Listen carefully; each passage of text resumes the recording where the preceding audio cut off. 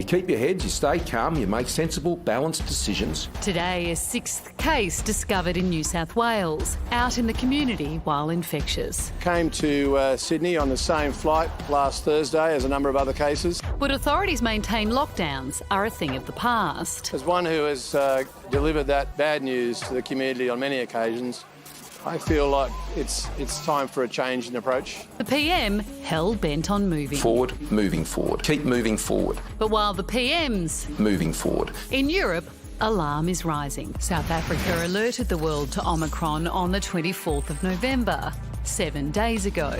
But positive samples have now been discovered in the Netherlands, dating back 5 days before that. The size of the chain of transmission is not known yet. One of the two had a travel history to Southern Africa, the other had not. Belgium and Germany also confirming samples proved the variant was in their countries, also before South Africa raised the alarm.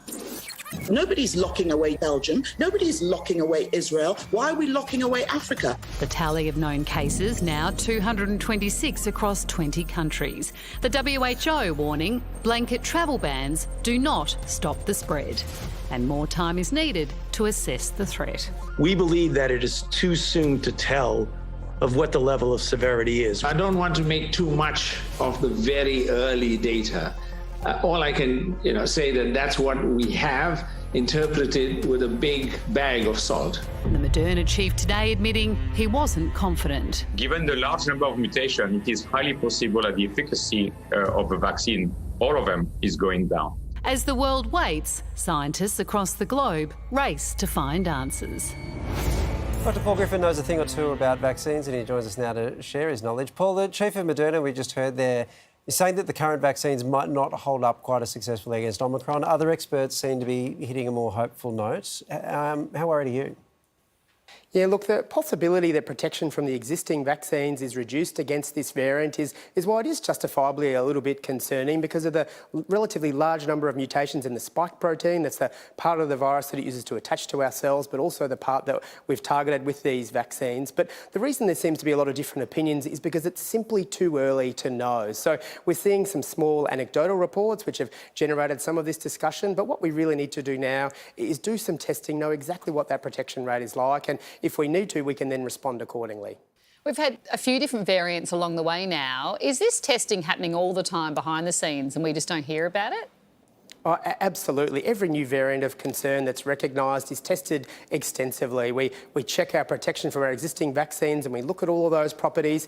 And in fact, most of the leading vaccine manufacturers have been preparing vaccines against some of those other variants as well and testing them in their laboratory experiments. But very fortunately, we haven't needed to roll those out. So it's not something we've heard a lot about. Well, Paul, how quickly can you update existing vaccines if that is needed? Look, it's actually quite a quick process these days, especially with the modern platforms that we're relying on with our current vaccines. So, we've been very fortunate that we heard about this relatively quickly. The sequence was shared. And basically, once that genomic sequence is available, those vaccine manufacturers can insert that into their vaccine platforms and start making those vaccines. So there's been a lot of talk that perhaps 6 or 8 weeks we could have those vaccines available, and then maybe up to 100 days or thereabouts to include some additional logistics in terms of getting that manufacturing up and running and starting to distribute. So it's amazing how quickly we can do that. And one of the reasons why we obviously need to be alert to this new variant, but not unduly alarmed at this point in time. But if it turns out that we decide we do need another vaccine to cope with this variant and other ones, there'll be people who've just had booster shots, for example, or only double jabbed just recently.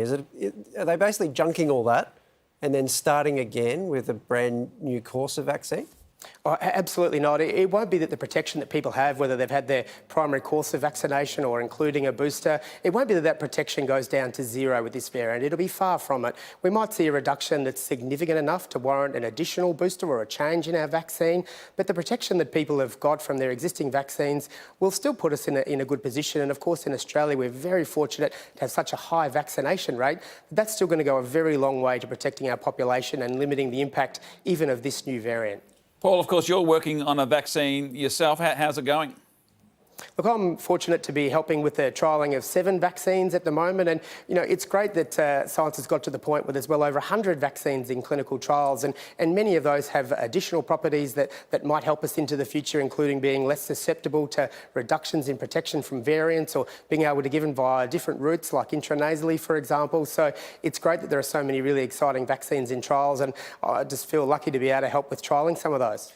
Paul, if we do get a vaccine up here in Australia, can we just move on from the Greek alphabet and just call it something like Strzelecki or Booney or Keith? Look, I think that's a great idea. It rolls off the tongue a bit better than Omicron. That sounds a bit like a transformer or something like that. Paul, good luck with your work. Thanks very much for joining us tonight. Thank you.